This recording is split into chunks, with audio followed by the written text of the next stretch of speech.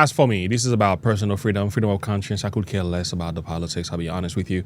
But friends, we got to talk about this. This is a massive discussion that's taking place right now in Congress. HR 3884, the Infrastructure Investment and Job Act. This is where this bill in particular we're going to be talking about is written. And this is the bill. I'm going to come back to spend some time talking about it. We are told this Orwellian kill switch some Republicans want in your car. I want to make it something clear to you. Both Democrats and Republicans are pushing for this. It's not partisans as you may, some people are trying to word it. Here's the thing. What the car kill switch bill actually requires. What does that require? Well, friends, let me begin with this video from Thomas Massey. He's been one of the loudest voices when it comes to this. And I want you to hang on because I have some quotations. I got some things I'm going to share with you. It's very serious. Now, let's begin with this one, a TikTok video. Legislation that recently passed that allows big companies and the government to spy on you in your car. Well, it was your car. It's now their car, apparently, while you're in it. Will you describe what this is, the technology, the legislation, and your position on it? It also included some new mandates. And one of the mandates that's impractical, Orwellian, and needs to go away is this mandate for every automobile made in 2027. Like, we're just a few months away from this, to be able to shut itself off. Every car has to be able to judge your driving and shut down if it thinks you're impaired.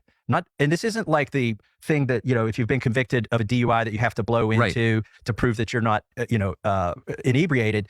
This will judge your driving. I've been fighting this ever since. I've been fighting this for years. I had a woman who testified that there are about 1 billion car trips a day. If the success rate of this technology is 99.9%, that means there's going to be 1 million cars that won't start on any given day. And I pointed out to her, well, it's not the car not starting, because the technology actually stops you mid-trip. So the car's going to, I guess it's going to pull you over. And on the highway? On the highway, you could be a mom with kids because you swerved a deer and then you got in the breakdown lane because an ambulance went by. How does the car know? By the way, it's going to have to know what road you're on. The technology they're proposing will watch your face. It'll look for your gaze. It'll look at your pupils. It'll look at your posture. It'll look where your hands are and judge whether you are competent to drive or not.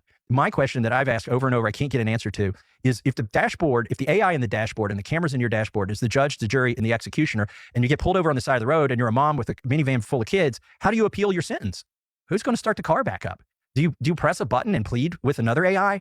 But a machine is watching you on behalf of your overlords in your own car. If the North Koreans did this, we would say this is like classic Stalinist hellscape, right? Right. I don't even think the Chinese have proposed this yet. At least this gives you an idea of what we're talking about. And also, Lauren Boebert had a few things to say about this as well. They're scanning our faces in public places, at protests, even at our children's schools. The government is building secret databases they can go through anytime that they feel like it. They're blanketing our neighborhoods with flock cameras, and every single one of you should be saying, "What the flock?" I mean, this is an absolute egregious reach on our Fourth Amendment rights. They're creating a digital footprint of your entire life without a single warrant or even probable cause. Your morning commute to work, it's tracked. Dropping off your kids at their soccer practice, that's logged. Visiting a church or a gun range, recorded forever in a government accessible database. Now, there are a few Republicans and Democrats that are pushing back against it, but for the vast majority, they are capitulating. So this is an infringement on your freedom as a people. How much more privacy do you want to give to your government?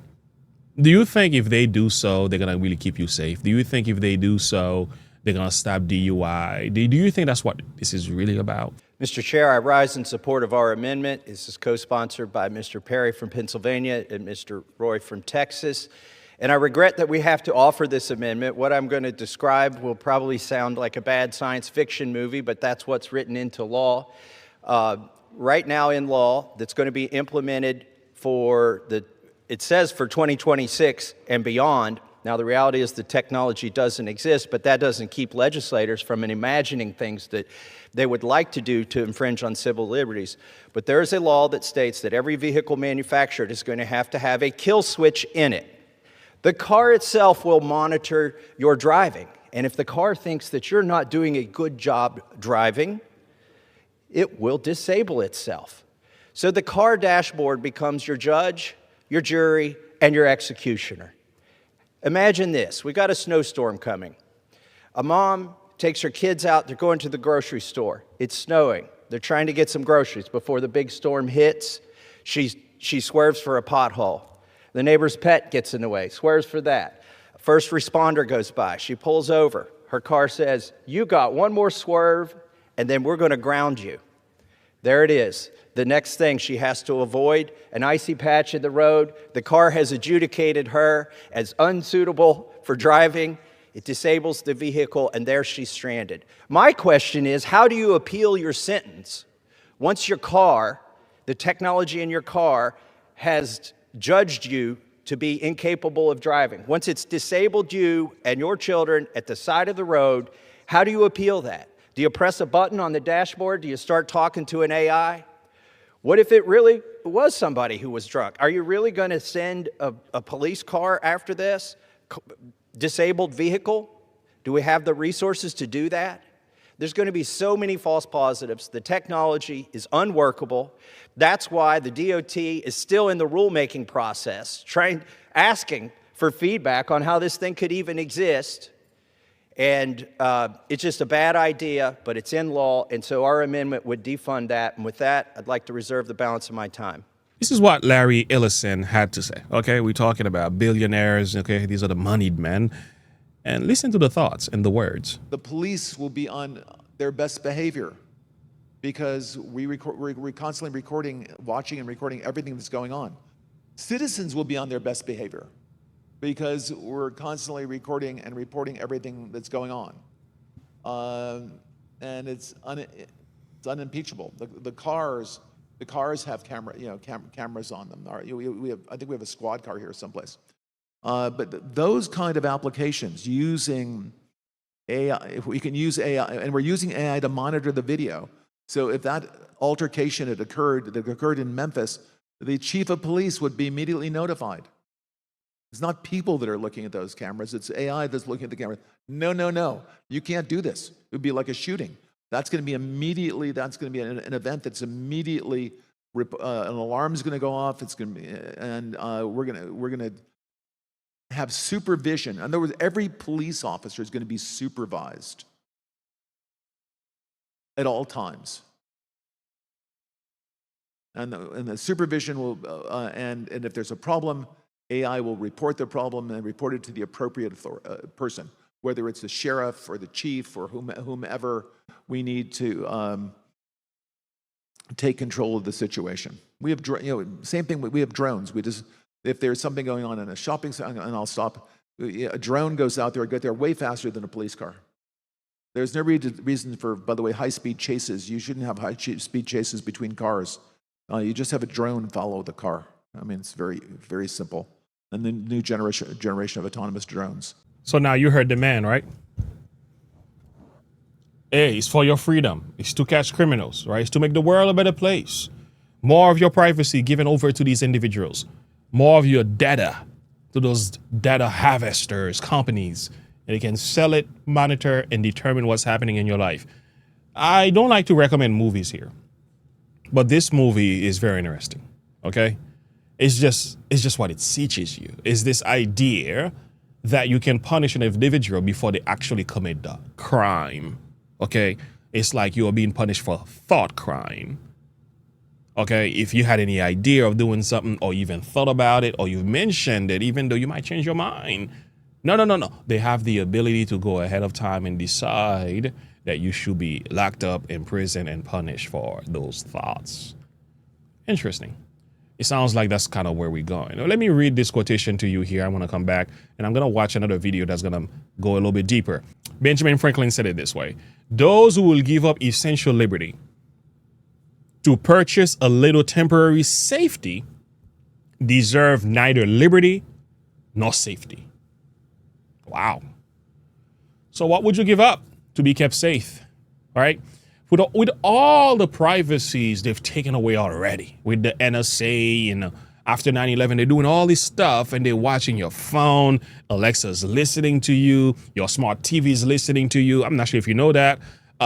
Even the fridge now, certain fridge now is able to like monitor certain things that's happening in your home. You know, and you still haven't been able to keep us safe. Now you want to monitor us in our cars? That's just weird. All right, here is the thing. By the way, Thomas Massey has been talking about this. I know he's got a lot of bad rap because he stood against Trump. You know what? Thank God for men with backbone for standing for what they believe. This man has been saying this since 2020 something.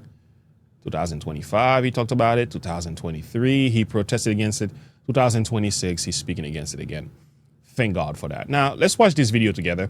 I'm going to make sure there's a link in the description below to give credit to the content creator. But this is going to help you to understand a lot more about what's happening right now. Let's get to it. Something's happening to car ownership that nobody's talking about openly.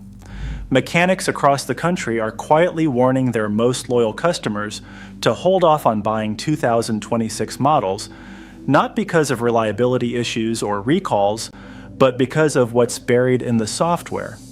The traditional relationship between you and your vehicle is being dismantled piece by piece, and by 2026, you might not actually own your car in any meaningful sense, even after you've paid off every cent of that loan. Walk into any dealership today and you'll notice something strange.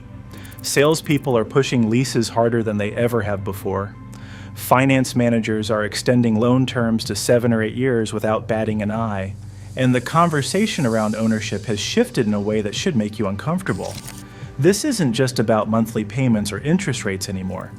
The entire framework of what it means to own a vehicle is being rewritten, while most buyers are distracted by heated seats and 0% financing offers.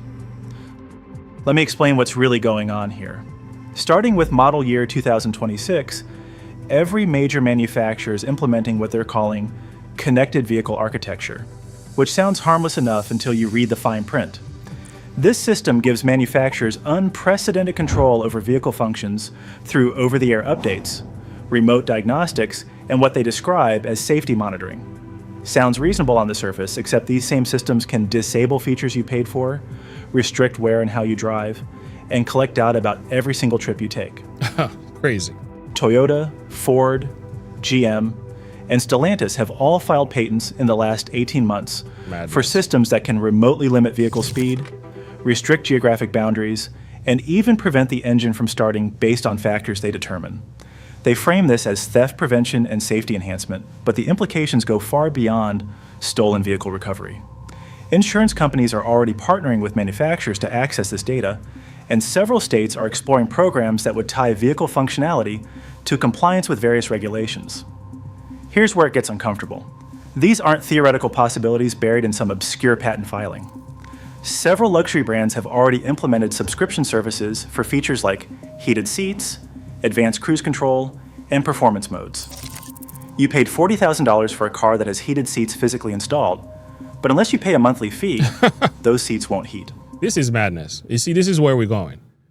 So this is all about the subscription model. This is it. This is the own nothing and be happy subscription model they're talking about. The hardware is there, you financed it, but the software decides whether you can use it.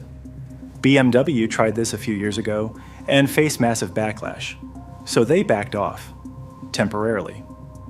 Now they're trying again with different messaging, and other manufacturers are watching closely to see if consumers will accept it this time. The strategy is simple. Introduce it gradually, normalize it with premium features first, then expand it to basic functionality once people stop paying attention. The 2026 model year represents a tipping point because it is when these systems become standard across nearly all manufacturers rather than optional on luxury models. Federal regulations are actually pushing this forward under the guise of safety improvements and environmental monitoring.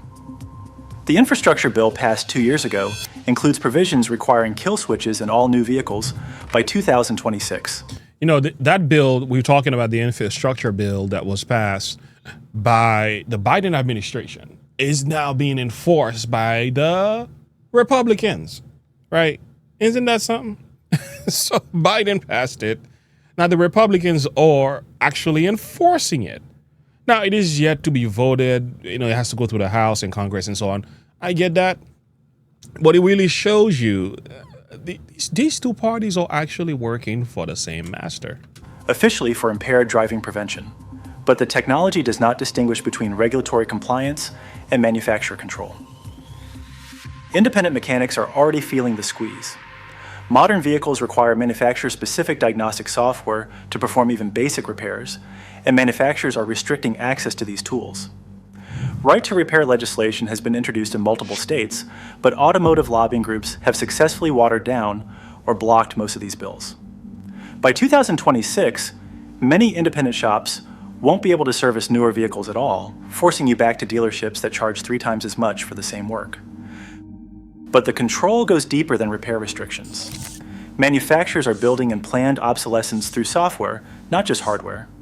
Your 2026 vehicle might run perfectly fine mechanically, but if the manufacturer decides to stop supporting the software after 8 years, features will start failing. Oh my goodness. Navigation, climate control, even basic functions that used to be controlled by physical buttons are now routed through software that requires ongoing support. Keep your old car. You're going to need that. You're going to need that. Keep your old car. But they're going to have ways of taxing you, making it difficult for you to drive certain places unless you meet certain standard. That's what they're going to do. They're going to kind of slowly push you to buying a new car. That's the thing. Tesla pioneered this approach, and now everyone's copying it. They demonstrated that consumers would accept losing features they paid for if it was packaged as a software issue rather than a hardware failure. Your screen goes blank, your cameras stop working, your advanced safety features disable themselves, and the fix requires either an expensive update or trading in for a newer model. The used car market is about to experience a seismic shift because of this. A 10-year-old vehicle from 2026 won't just be mechanically aged, it'll be software obsolete. Features won't work, systems will be unsupported, and the vehicle will be worth a fraction of what similar age vehicles are worth today. This creates a forced upgrade cycle that benefits manufacturers but devastates consumer wealth building through vehicle ownership. What makes this particularly insidious is how it's being implemented. There's no single announcement, no clear moment where manufacturers said they're taking control away from owners. It's happening through 1,000 small changes, each one justified individually, but collectively representing a fundamental shift in the relationship between buyer and product. You're not purchasing a vehicle anymore. You're licensing access to transportation with terms and conditions that can change at any time. There you go. You just don't own anything. Isn't that the goal? The goal is to keep you bound. This is so demonic. It's draconian in its nature. Who else will come up with such a plan beside the devil? Who wants to watch you, keep an eye on you, consistently follow you, making sure you're behaving this way and that way, treating you like a criminal, predicting crimes before you commit them? You can even be found guilty of certain crimes. Crazy stuff we're dealing with. Revelation 13 stuff. You cannot buy or sell save he that have the mark of the beast. There has to be a system that literally follows. Your privacy has to be dead for that system to be in place. They're building it, friends. It's not just in your home now. It's not just at the store now. It's not just fingerprinting. Listen, it's facial recognition. It's going much deeper than that. Now they want to get in your car, follow your every move. That's just disturbing. The financial implications are staggering when you think about it long term. Previous generations could buy a car, maintain it themselves, or through independent mechanics, and drive it for 15 or 20 years. That's no longer realistic with vehicles that require ongoing software support and manufacturer access to remain functional. Your monthly payment doesn't reflect true ownership costs anymore. Insurance companies are already raising premiums on vehicles with advanced driver assistance systems because repair costs have skyrocketed. A minor fender bender that used to cost $800 now runs $3,000 because you're replacing cameras, sensors, and calibrated radar systems. Manufacturers know this and they're banking on it. The calculation is simple. Higher repair costs plus software obsolescence equals faster vehicle turnover, which means more new car sales for them and perpetual debt cycles for you. The environmental angle makes this even more complicated. Electric vehicles were supposed to free us from oil company dependence, but they've created a new form of control through charging infrastructure and battery management systems. Your electric vehicle isn't just a car, it's a data collection device that reports your driving habits, charging patterns, and location history back to the manufacturer. Tesla can remotely reduce your battery capacity through software updates, and they have. Other manufacturers are watching and learning from this playbook. Insurance companies are getting in on this action too. Usage-based insurance programs promise lower rates in exchange for monitoring your driving. Sounds reasonable until you realize they're building profiles that can be used to deny claims or justify rate increases. This is madness. I'm going to put a link in the description below. Friends, we are living in troublous times. I just want to bring this to your attention. Again, it's not my type of videos all the time, but I'll tell you what, this is very interesting what's happening here. Be careful with those 2026 models and stuff. Listen, if you got an old car, it's best to keep it. They're going to try to push you, of course, toward the new models. You don't have to fall for it. But here is the thing I wanted to share with you. I'm reading here from Gospel Workers. Look at this. There are many who are really troubled because low, debasing thoughts come into the mind and are not easily banished. Satan has his evil angels around us.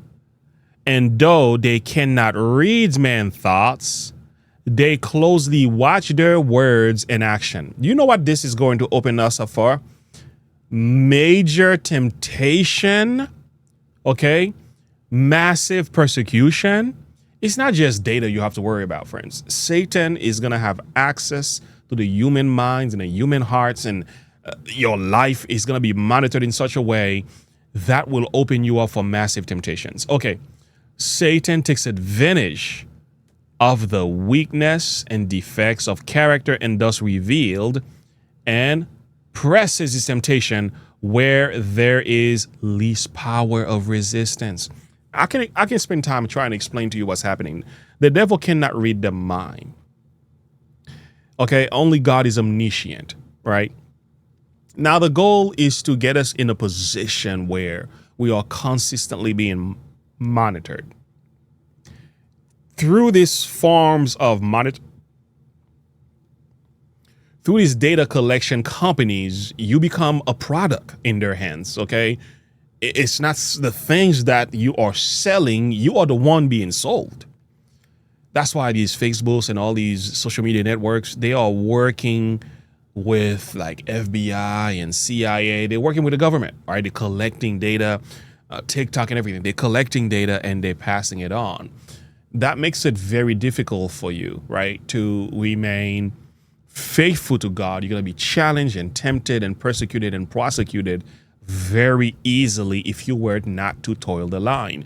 You decided to go a different direction, do things God's way. You decided to keep the 7th-day Sabbath, not the first day. That makes it possible. This is a very draconian system that they're building. And I'm hoping that the Lord will give us some time. Because when you read Bible prophecy, friends, this is exactly where we're going. Anyway, friends, I will encourage you to read, actually you can find this online. Learn about the Spanish Inquisition and what they were doing during that time. A surveillance state, big brother government watching every single move, having neighbors spying on neighbors, and you had no privacy. Things had to be told. Friends, things are 100 times worse today. And the Lord has to give us grace to make it in these end times. Friends, let me end with this. 1 Peter 4:7, but the end of all things is at hand. Be ye therefore sober and watch unto prayer. The Lord will see us through. The Lord knows his own. And our care, our life, our all, our everything that we are is in his hand. Thank you for watching. I'll see you in the next video. Have a good one. Bye.